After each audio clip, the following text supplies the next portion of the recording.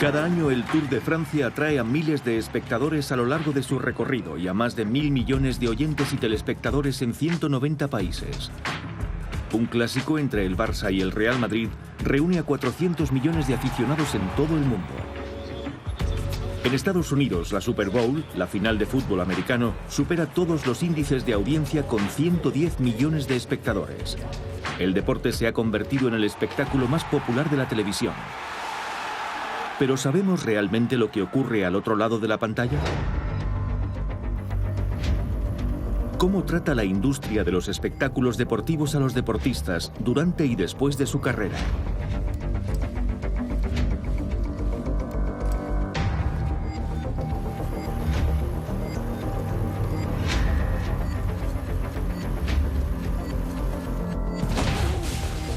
Hoy día los deportistas se supeditan a las exigencias del mercado y a la ley del beneficio.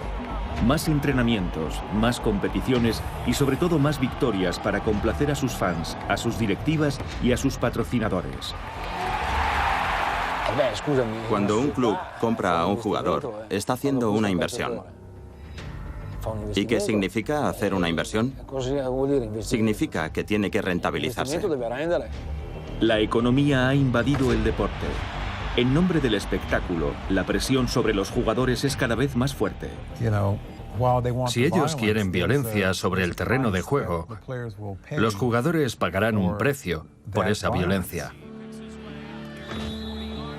En Norteamérica, los jugadores de fútbol americano están enfermando debido a los golpes en la cabeza que sufren cada temporada. En Estados Unidos, más de 4.000 de ellos han emprendido acciones legales contra sus ligas. Ahora somos simples mortales. Es como si cogiéramos a un superhéroe, le quitáramos el traje y no volviéramos a verlo nunca más. Los jugadores viven en el presente. No piensan en qué ocurrirá dentro de 10 o 30 años. En Italia y en Francia, lejos de los estadios y las cámaras, jugadores de fútbol y otros deportistas han tenido un destino muy distinto al de sus sueños de campeones. En Alemania, hijos de nadadores nacen con malformaciones. Pagan el precio del dopaje impuesto por el Estado a sus padres. Los funcionarios sabían a lo que nos estaban sometiendo y conocían los efectos secundarios de aquellos productos. Pero les daba igual, y eso es lo que no puedo comprender. Ávida de hazañas, de récords, de palmarés, la industria del deporte se ha vuelto implacable. ¿Cómo ha llegado a esto?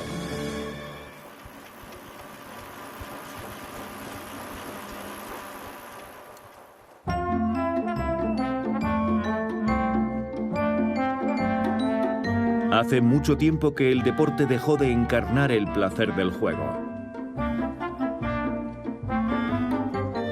Una vez fue una actividad lúdica y voluntaria. Hoy día se ha convertido en un poderoso sector económico y la competición en una floreciente industria.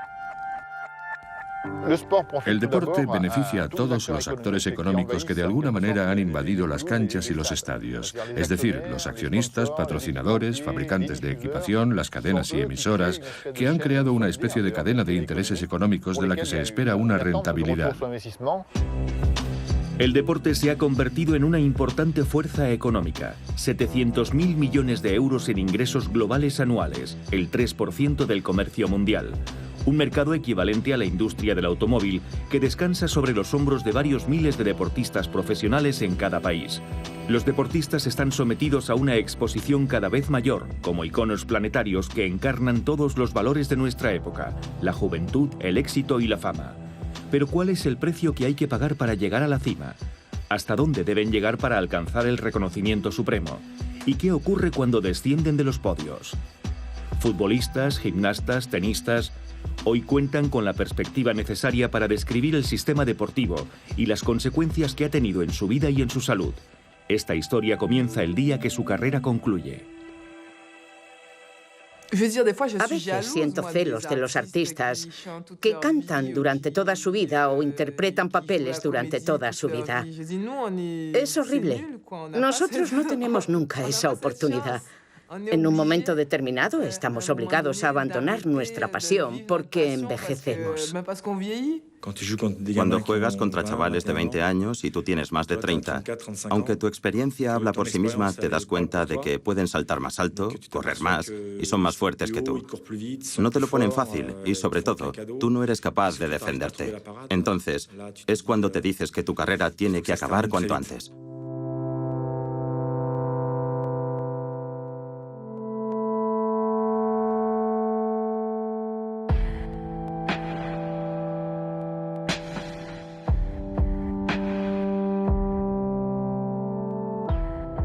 Era el primer sábado, el primer fin de semana después de mi retirada.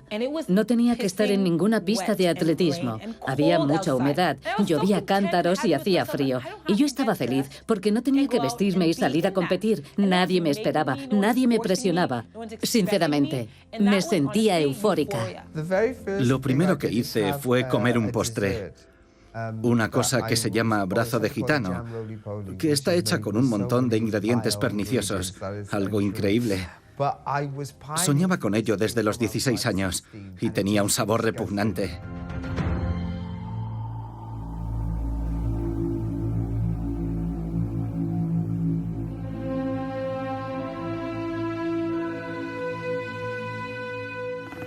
Yo comía, dormía y respiraba gimnasia. Todo lo que hacía en mi vida cotidiana tenía un impacto en mi sesión de entrenamiento del día siguiente y ahora ya no.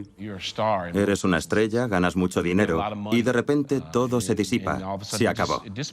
Te conviertes en una persona normal. Y de golpe ya no interesas a los medios de comunicación. Es un golpe duro. Es muy duro para una persona. Es como si de repente un actor que un día se encuentra en la cima de su éxito, al día siguiente está sin trabajo. Es un shock durísimo. 3 meses después estaba en la consulta de un psiquiatra a las 7 de la mañana, llorando, delante de los demás pacientes. Fue como si algo de mí hubiera muerto, como si hubiera dejado atrás mi cuerpo de gimnasta. Cuando concluye tu carrera, te dices a ti mismo que tu vida ha terminado. Es como si el gran amor de tu vida desapareciera de un día para otro. No te lo crees. Algunos se vuelven locos y se suicidan. No es una fantasía, es la realidad.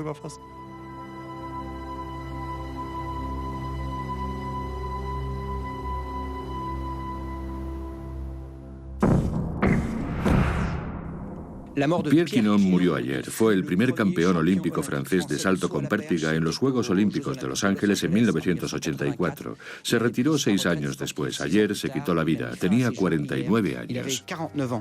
Un gran campeón del ciclismo se ha suicidado hoy. Luis Ocaña, el castellano, el luchador ganador del Tour de 1973. El funeral del jugador de hockey, Wade Billack, se ha celebrado en Nashville, Tennessee, donde terminó su carrera. La lista de atletas con finales trágicos es larga. El futbolista galés Gary Speed. El estadounidense Antonio Pettigrew, medalla de oro de los 400 metros. El venezolano Edwin Valero, campeón del mundo de boxeo. El ciclista belga Dimitri Defoe y muchos otros. Lo han dado todo. Su sacrificio ha sido total. Y se quedan vacíos después de dar todo lo que se les ha exigido. El shock es fortísimo. Han alcanzado grandes logros y de repente se preguntan, ¿y ahora qué? Han perdido aquello con lo que se identificaban. Ya no son más que una imagen. Una imagen con una capa muscular. Pero dentro no hay nada, el vacío. Y si dan el paso siguiente y acaban con su vida, es porque de alguna manera se encuentran en un estado de muerte física y espiritual. Existe también una especie de muerte social. Mientras está en activo, el deportista es una persona mimada, rodeada de gente. A su alrededor puede haber hasta 20 profesionales diferentes, dedicados a mejorar sus resultados y a recuperarlo de su esfuerzo. Entrenador, cuidador, fisioterapeuta, masajista, acupuntor, médico, psicólogo, nutricionista, cocinero, agente. Una constelación de expertos dedicados al cuerpo del atleta y a su éxito. Yo adoraba mi cuerpo. Cuando estás entrenando, cuando tu vida gira en torno al entrenamiento, tienes un aspecto increíble. Así que en mi caso, lo que más echo de menos actualmente es mi cuerpo. Siempre que entraba en el estadio de San Siro, me sentía como un gladiador. No tenía miedo a nadie y podría haberme enfrentado a cualquier adversario. El subidón de adrenalina que tienes cuando entras en el terreno de juego, en la Liga de Campeones, en estadios con 30, 40, 70.000 espectadores, eso no se puede comprar en ninguna parte. Tienes la sensación de que vuelas. Es como si te pusieras unas alas y echaras a volar. Te sientes en absoluta plenitud. Es un sentimiento de felicidad absoluta. Te gustaría parar el tiempo y que se detuviera ahí. Tu padre tiene ese brillo en los ojos. Tus amigos están allí. Todos compartiendo ese momento. Es una experiencia extraordinaria. Y realmente no se me ocurre nada comparable. Tal vez el nacimiento de un hijo tuyo, pero en la vida cotidiana encontrar algo así es bastante complicado.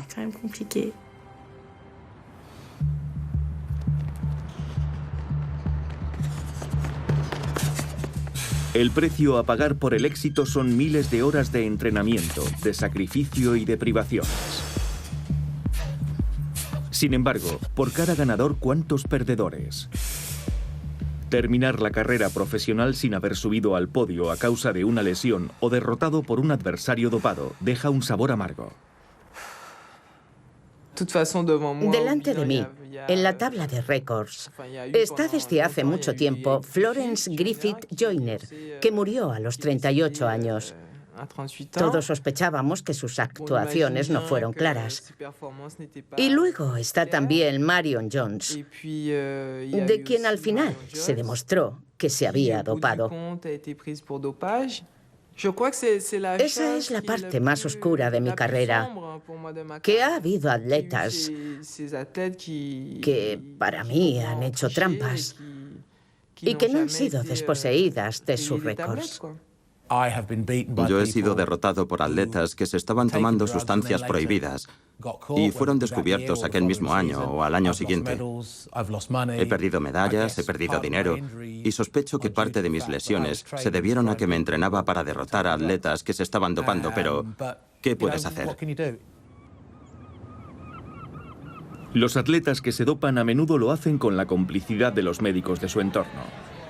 En Italia, los deportistas que se dopan se enfrentan a penas de cárcel y también aquellos que les suministran o administran los productos.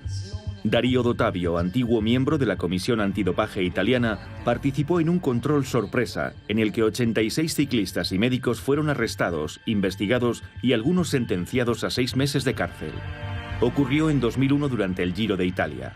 En los maleteros de la caravana encontraron cientos de medicamentos. Aquel día comprendí verdaderamente lo que es el dopaje. Tuve la oportunidad de comprobar que los equipos técnicos que acompañaban al Giro de Italia tenían una farmacia ambulante con medicamentos autorizados y medicamentos prohibidos. Pero jamás habría imaginado que para conseguir aquel rendimiento era necesario recurrir a una medicalización tan sofisticada. Aquella intervención puso de manifiesto la influencia de la medicina en el cuerpo y el rendimiento de los ciclistas, una bioquímica convertida en esencial para afrontar el ritmo sobrehumano de los horarios de competición. ¿Quién es el verdadero campeón? ¿Es el atleta? ¿O el personal médico y clínico que ha confeccionado a ese atleta?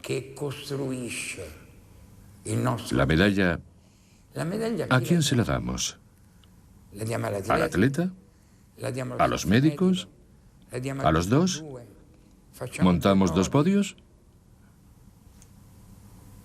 Es totalmente repugnante.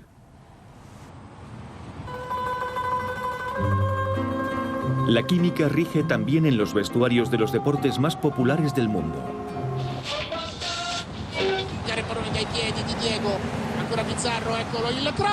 Exfutbolistas padecen cánceres relacionados con las sustancias que ingirieron en el transcurso de sus carreras. Este hábito fue revelado por el fiscal general Raffaele Guariniello. En 1998, este especialista en salud laboral empezó a investigar el mundo del fútbol después de que saliera a la luz que en la Juventus de Turín se habían utilizado 281 tipos diferentes de medicamentos. Utilizando los álbumes de Panini, Guariniello contactó con unos 24.000 jugadores retirados de primera y segunda división y descubrió que 600 de ellos estaban enfermos y decenas habían fallecido por causas sospechosas. Gianluca De Ponti jugó de delantero centro en una decena de clubes.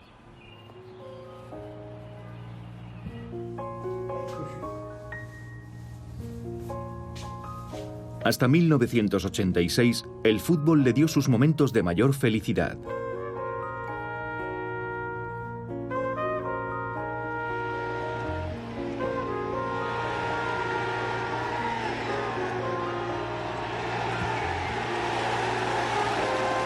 Tras concluir su carrera en Primera División, le diagnosticaron un tumor cerebral mientras trabajaba como entrenador. Aquí me falta un hueso. Tengo parálisis parcial y problemas con la pierna izquierda y con la vista.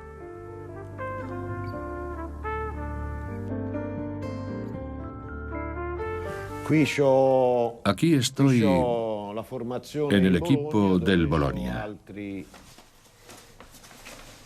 Era en 1967-68. Todo esto es muy triste. Este es Stefano Chiodi. Nació en 1956. Murió hace unos años. Este es Tazio Roversi. Murió también hace unos años. Fiorini era el más joven. Nació en 1959 y murió de cáncer de páncreas. Este se llamaba Giorgio Mariani. Murió en 2011. Este es Beatrice. Murió hace varios años. Aquí está Rognoni. Murió de cáncer. Ah, y me olvidaba de Macchi, muerto también. Era sobrino de Chiaruggi.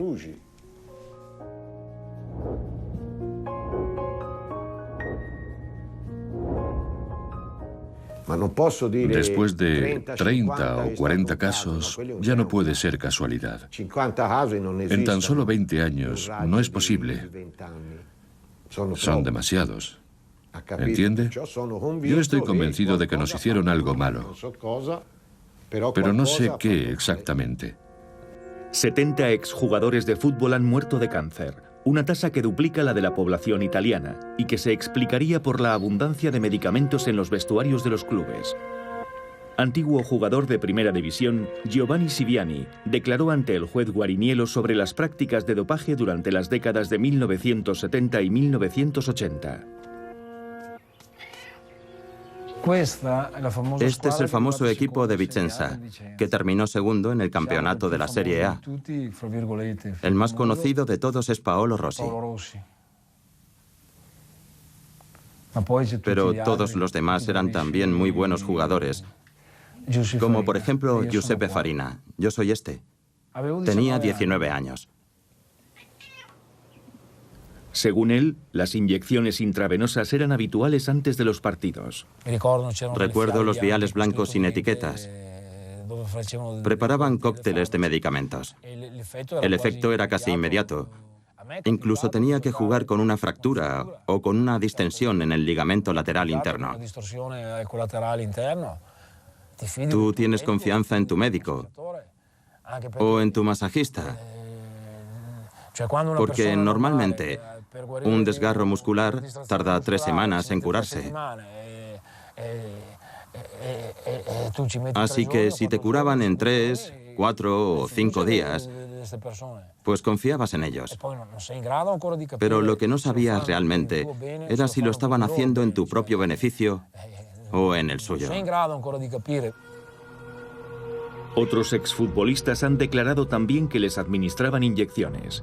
En el AS Saint-Étienne en la década de 1970, en el Olympique de Marsella en la década de 1990 o en la selección de Alemania en el Mundial de 1986, aunque solo parece haber producido tal cantidad de cánceres y enfermedades vasculares en los deportistas italianos. Sin embargo, la justicia no pudo desvelar el contenido de los viales. ¿Es posible todavía ser un atleta de alta competición sin depender de los médicos y los medicamentos?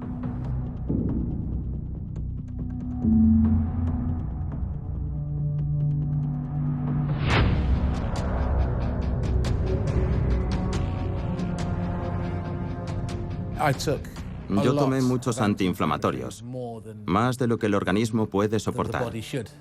Ahora tengo una úlcera, problemas de estómago y todo tipo de problemas a causa de la cantidad de antiinflamatorios que tomé. La gente suele pensar que los atletas son gente sana y equilibrada. Pero para que un atleta gane medallas, se tiene que producir un desequilibrio.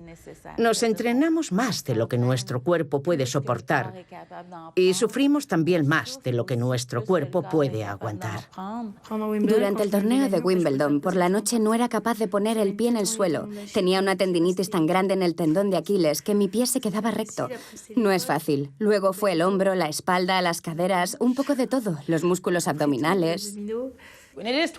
Es una tortura, porque empujas tu cuerpo al límite de lo imposible.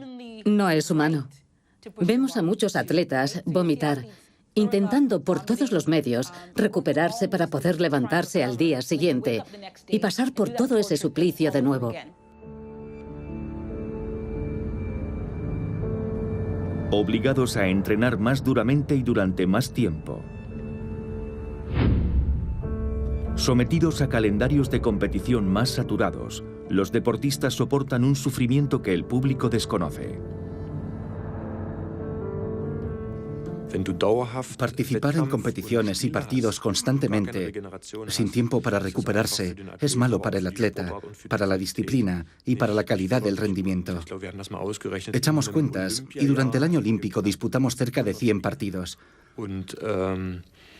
Teniendo en cuenta el número de días que tiene un año y la preparación necesaria para aquel ritmo de partidos, el esfuerzo sobrepasa claramente lo tolerable. Deberíamos preguntarnos, ¿podemos exigirle eso a un deportista? Pero estás comprometido por un contrato, así que continúas. El patrón es muy claro.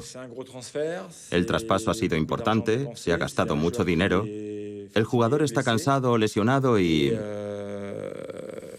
la prensa mete un poco de presión para que la inversión llevada a cabo genere una rentabilidad. De manera que no te dejan que te recuperes al 100%. Regresas demasiado pronto, no estás listo e inevitablemente te lesionas. Es lógico.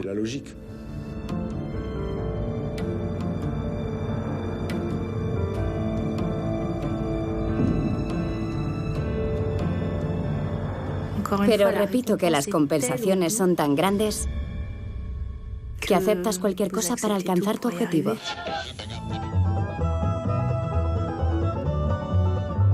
En Norteamérica, los efectos secundarios de las profesiones deportivas se han convertido en una cuestión de salud pública.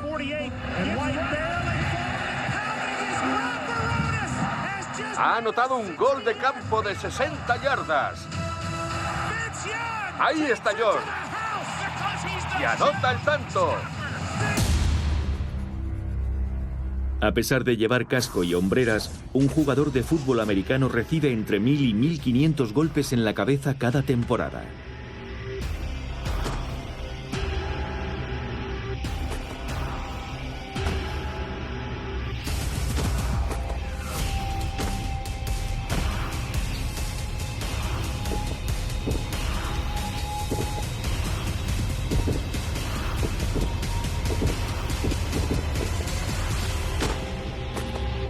Estos impactos producen a menudo conmociones cerebrales.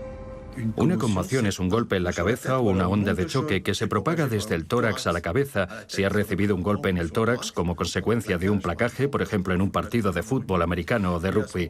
En ese momento el cerebro se desplaza de atrás hacia adelante y es ese desplazamiento del cerebro el responsable de la conmoción que luego conduce a trastornos neurológicos.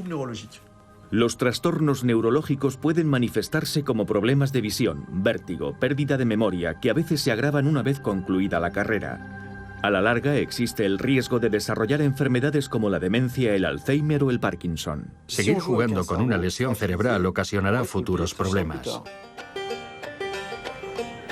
Hasta 2009, la Liga Nacional de Fútbol Americano negó la gravedad a largo plazo de estos impactos continuos. Sin embargo, estos traumatismos craneales son el origen de depresiones profundas y de decenas de suicidios. El sábado se celebrarán los servicios fúnebres en honor de un veterano de la NFL, Dave Durson, de los Osos de Chicago, campeón de la Super Bowl, que se quitó la vida la semana pasada tras dejar notas y mensajes de texto a su familia como última petición para que su cerebro fuera examinado tras su muerte. Durson sospechaba que sufría daños cerebrales debido a sus años como jugador de fútbol.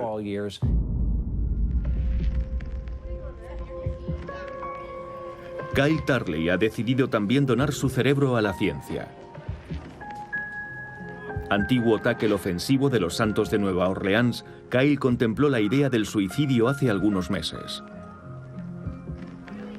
Desde entonces, su mujer guardó su arma de fuego en una caja fuerte.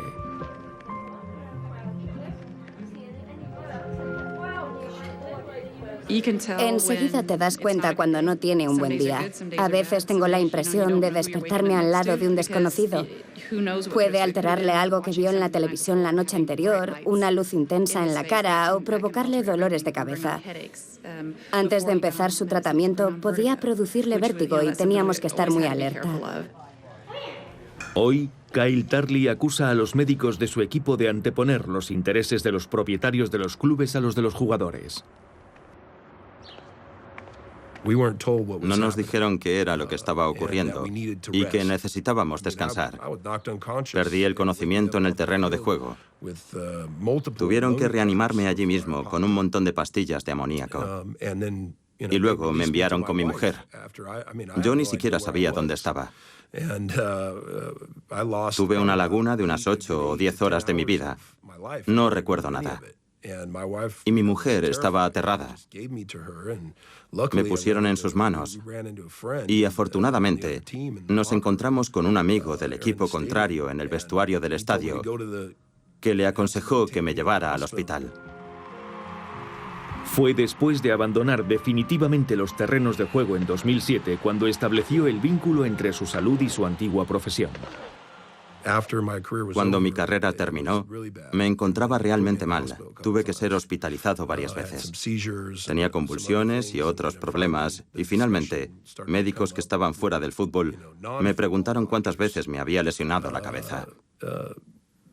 Ahora, hablo de todo eso con mis antiguos compañeros y muchos me dicen, eso también me ha ocurrido a mí. A muchos les ha ocurrido lo mismo que a mí. Y me he dado cuenta de que es una situación recurrente cuando he tenido la oportunidad de hablar con ellos. Pero cuando jugábamos, nadie nos dijo nada. Y la liga lo sabía y por eso les han llevado a los tribunales. En la actualidad, Kyle Tarley y más de 4.000 exjugadores que sufren a menudo síntomas similares exigen una indemnización a la Liga Nacional de Fútbol Americano para cubrir sus gastos médicos. Desde que se creó la Liga Nacional de Fútbol Americano, se ha demostrado en muchos casos que sus médicos no han defendido los intereses de los jugadores como les correspondía. Y lamentablemente, debido a la existencia del convenio colectivo, están protegidos contra cualquier posible demanda por negligencia médica. Un jugador no puede demandar a un empleado de su club por culpa del convenio colectivo negociado por nuestro sindicato. Y si buscas una segunda opinión externa, rompen tu contrato. Desde el momento de su fundación en la década de 1920, la Liga Nacional de Fútbol Americano ha temido siempre las consecuencias de los traumatismos craneales de sus jugadores. En 1994, un estudio interno patrocinado por la NFL sobre los peligros de las conmociones cerebrales fue silenciado con el fin de proteger un deporte que atrae en la actualidad a 110 millones de telespectadores en la noche de la gran final de la Super Bowl, el programa de mayor audiencia de la televisión estadounidense. Cuando yo jugaba allá por la década de 1970 y 1980, tuve la suerte de fichar por los Gigantes de Nueva York, un equipo que entonces funcionaba como una empresa familiar. Ahora lo único que cuenta es la cifra de negocios. Y el equipo de fútbol es solo parte de los activos de un individuo o grupo de individuos. La mayoría de los aficionados lo ven como un deporte, pero creo que existe una gran diferencia entre lo que era entonces y lo que es ahora. Para mí ya no es un deporte, es simplemente un negocio.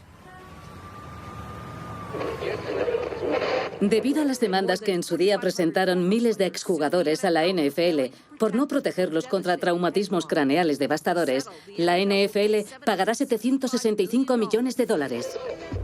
765 millones de dólares para paliar los efectos secundarios producidos por las conmociones cerebrales.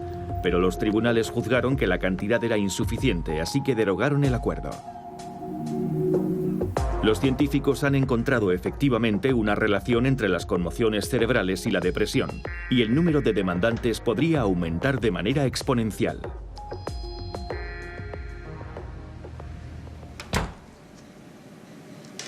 Lily Asrati es neuropatóloga. Realiza autopsias de cerebros legados por antiguos atletas antes de suicidarse o donados por sus familiares. Desde comienzos del año 2000, investigadores norteamericanos han estudiado decenas de cerebros. Este es el cerebro de un atleta, concretamente de un jugador de fútbol americano.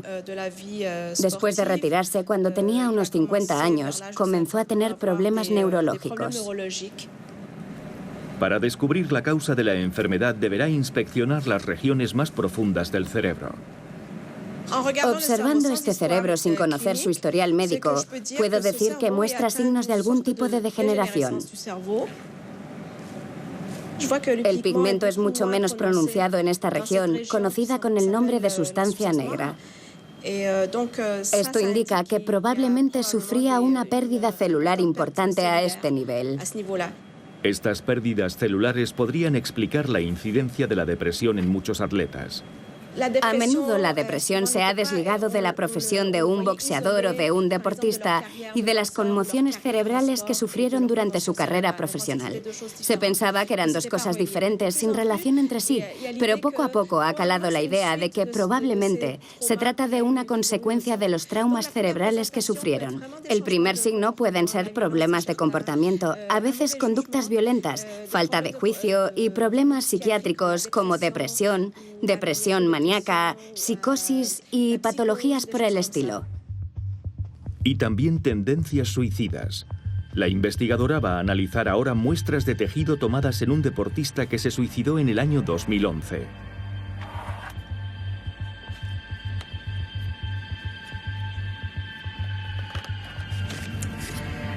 En este caso hablamos de una persona más joven, de 32 años. Se trata de un jugador de hockey sobre hielo.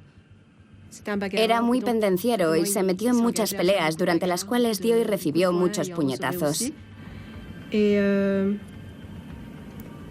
Su muerte fue por suicidio. 3 jugadores de hockey fueron hallados muertos en menos de 6 meses. Derek Bugard, Rick Ripien y Wade Belak. Los 3 tenían algo en común. Ocupaban el puesto de luchador, el puesto más violento del hockey, donde los jugadores dan y reciben muchos golpes en la cabeza.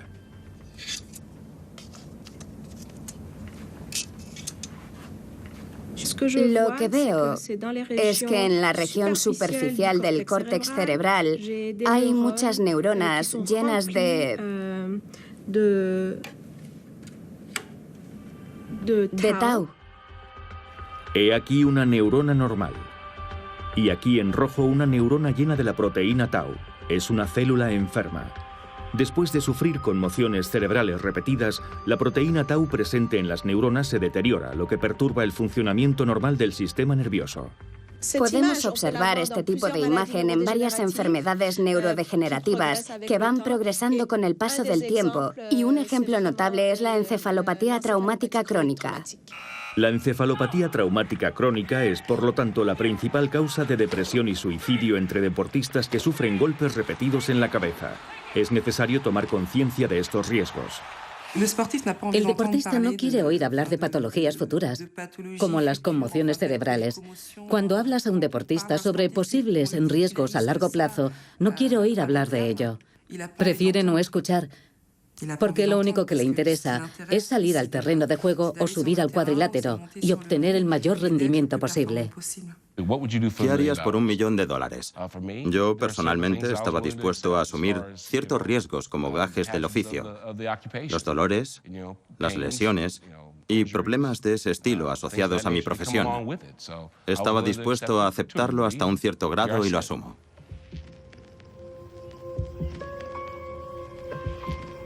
En Italia, el fútbol se ha visto también afectado por una enfermedad neurodegenerativa.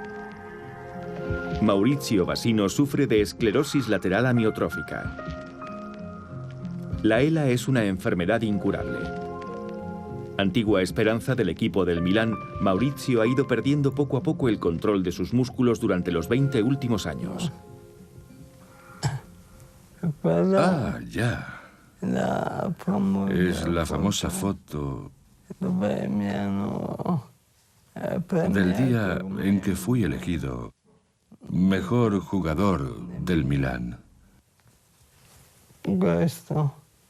Este es el equipo de Novara, con el que perdimos el campeonato por un solo punto. El excentrocampista anhelaba emular la carrera de su ídolo, Platini, a quien conoció durante un amistoso. Yo sentía fascinación por Platini. Le conocí una vez. También conocí a Maradona. En 1993, mientras jugaba en tercera división, un neurólogo le diagnosticó la enfermedad. Le pregunté si podría volver a jugar al fútbol. Y él me contestó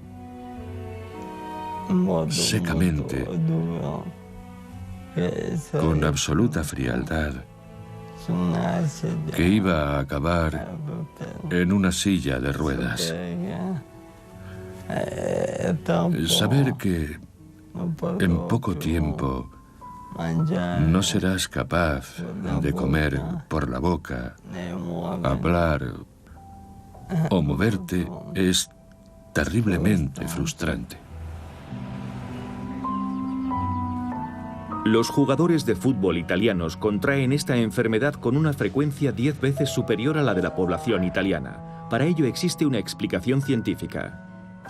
Estudios recientes realizados por el Instituto Mario Negri muestran que microshocks repetidos sobre la columna cervical suelen ser un factor determinante en el desencadenamiento de la enfermedad. En el fútbol, estos microimpactos provendrían del juego de cabeza y el abuso de medicamentos podría ser un factor agravante.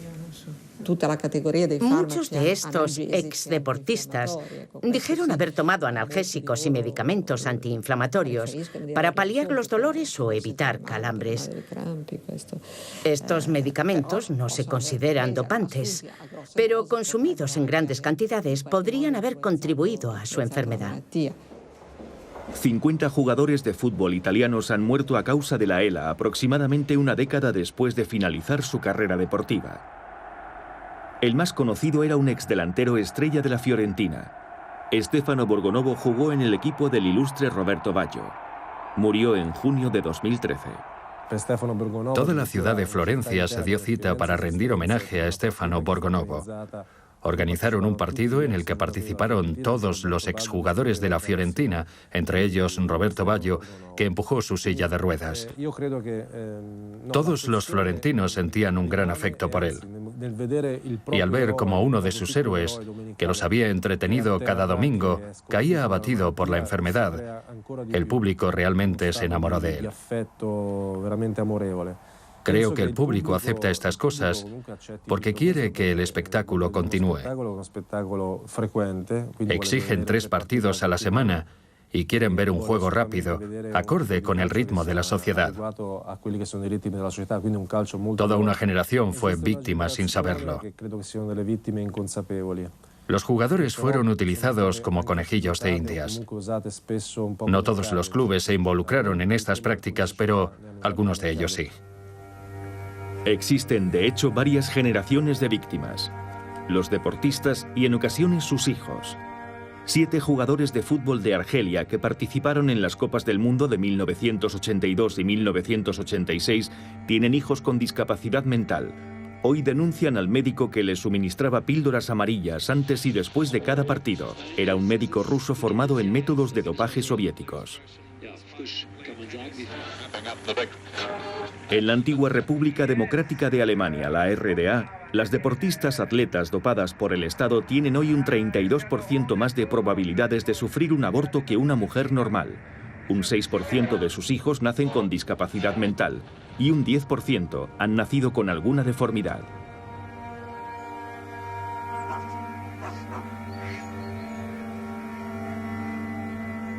Jutta Gottschalk es una exnadadora dopada con esteroides anabolizantes. Su hija Corina nació ciega de un ojo.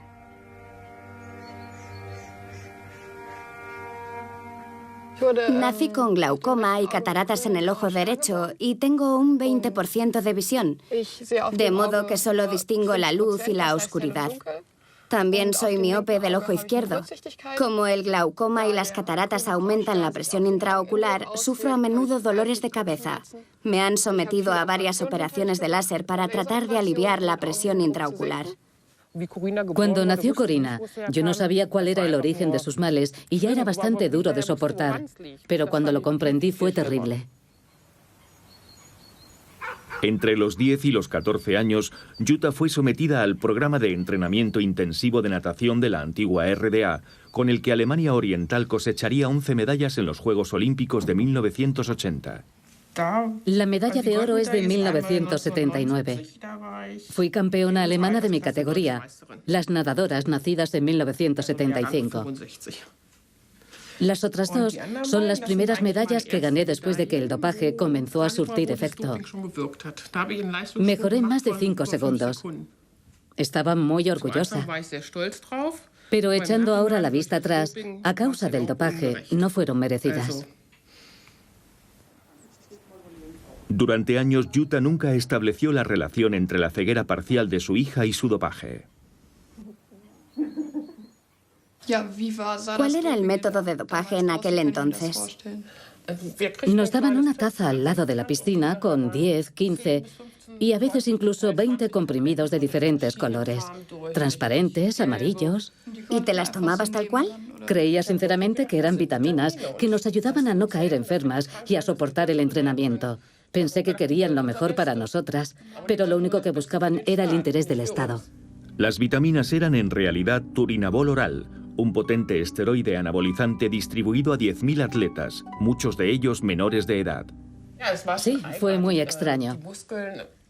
Mis músculos prácticamente explotaron y mi espalda se ensanchó de una forma espantosa. Apenas desarrollé senos y no tuve la regla hasta los 18 años, con terribles dolores, lo que no es normal.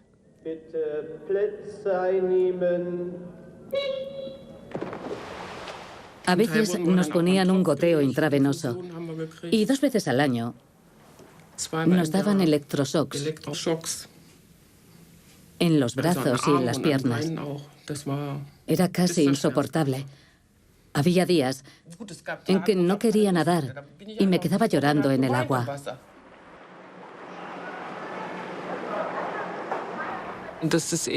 Era un sistema dictatorial que realmente nos ponía a prueba. Nuestro entrenador era un alcohólico que en otra época había trabajado construyendo máquinas. Y así es como trataba el cuerpo de las mujeres. Construía máquinas. Para mejorar nuestro rendimiento, hacíamos ejercicios de entrenamiento brutales, como saltar alrededor de todo el gimnasio cargando hasta 100 kilos en pesas. No era muy saludable. Mi rodilla todavía me lo recuerda. Estos traumas físicos se anclan a tu cuerpo y hay que recorrer un camino muy largo y muy duro para liberarse de ellos, para reconciliarse con uno mismo después de haber sufrido tantos abusos y tanta violencia. El dopaje es en realidad una forma de violencia.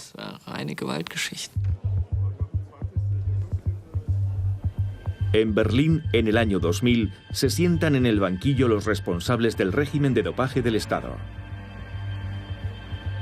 Manfred de Waal, el responsable máximo de la antigua RDA, es juzgado por daños corporales. Jutta Gottschalk asiste al proceso como demandante. Para las antiguas atletas, el juicio es casi un espectáculo macabro. Catherine Mechner, otra ex-nadadora, sufrió 7 abortos involuntarios. Birgit Boese, una ex-lanzadora de peso, tiene sus órganos genitales malformados. Otras atletas dieron a luz niños con discapacidades. Martina Gottschalk estaba allí. Su hijo tiene un pie zambo. Y luego estaba Ute Krause, la esposa de Krieger, que sufría de depresión.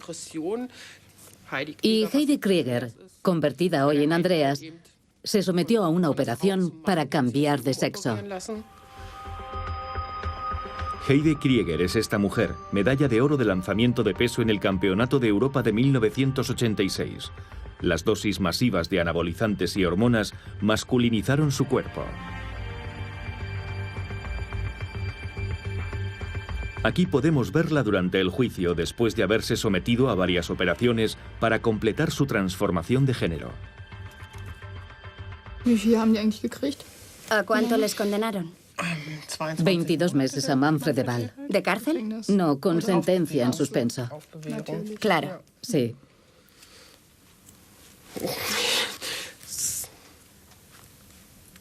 Sigue siendo una gran decepción. Nunca recibimos la menor disculpa. Era lo mínimo que esperábamos las deportistas, al menos durante el juicio. Pero no, ni una sola palabra. Eso es lo que más me duele.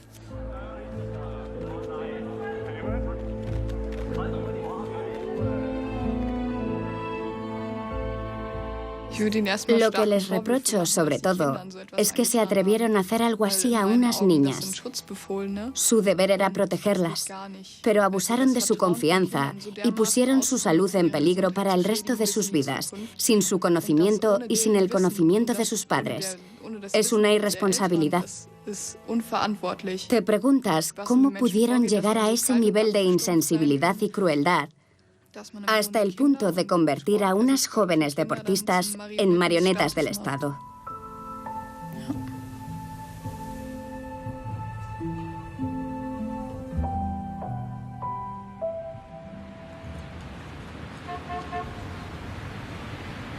En 2006, 184 exatletas fueron indemnizados por el laboratorio que fabricó los anabolizantes.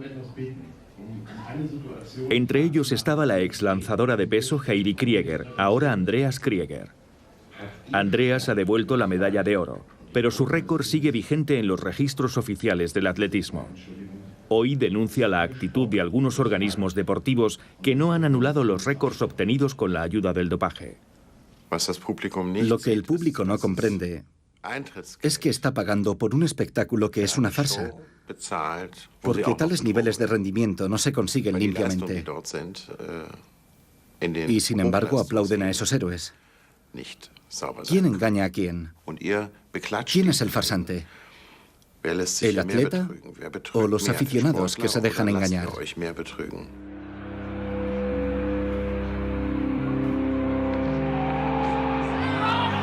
Más de 400 millones de espectadores para un clásico Barça-Madrid.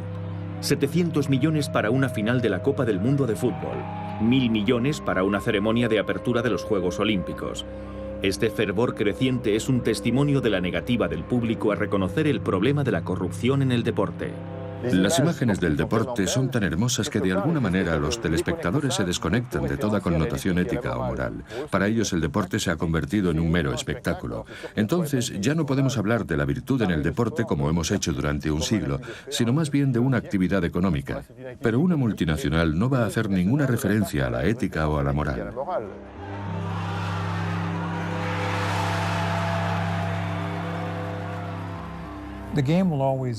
El deporte existirá siempre, lo queramos o no, porque siempre habrá gente que querrá ver su fútbol y no quieren que nadie venga a cambiarles su deporte.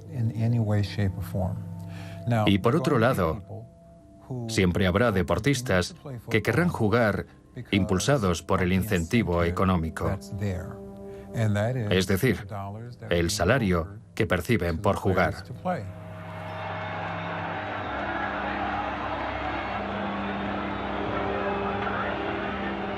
¿Qué ha cambiado hoy en día? Los jugadores. Los jugadores han cambiado. Creo que ahora desempeñan un trabajo. Ser futbolista ha dejado de ser un deporte para convertirse en un trabajo. Están ahí para ganar dinero, no para ganar títulos. Y es muy triste decirlo así. Personalmente es algo que me pone enfermo. Alcanzar el éxito, ganar dinero. El incentivo económico se ha vuelto tan grande que los jugadores están dispuestos a correr riesgos con su salud, puesto que sus sueldos varían en función del éxito o del fracaso.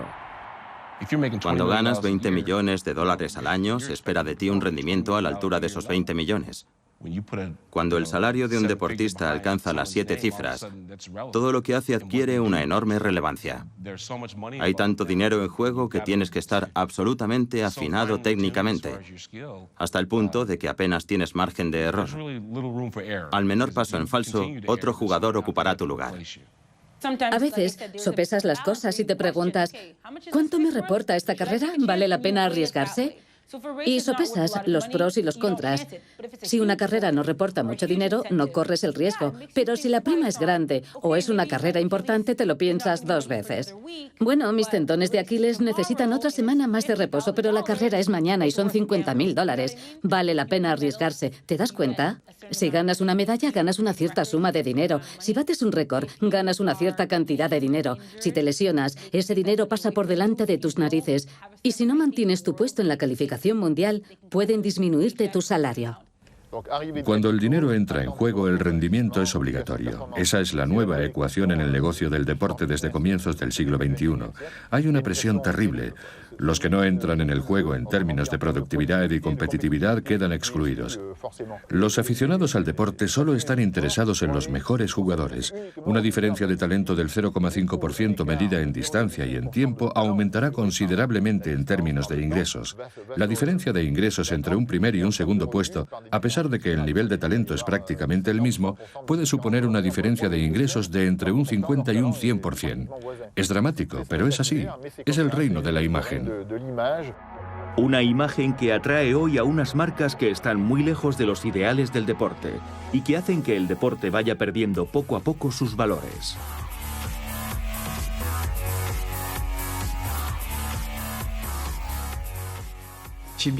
He comprendido que un deportista es un producto.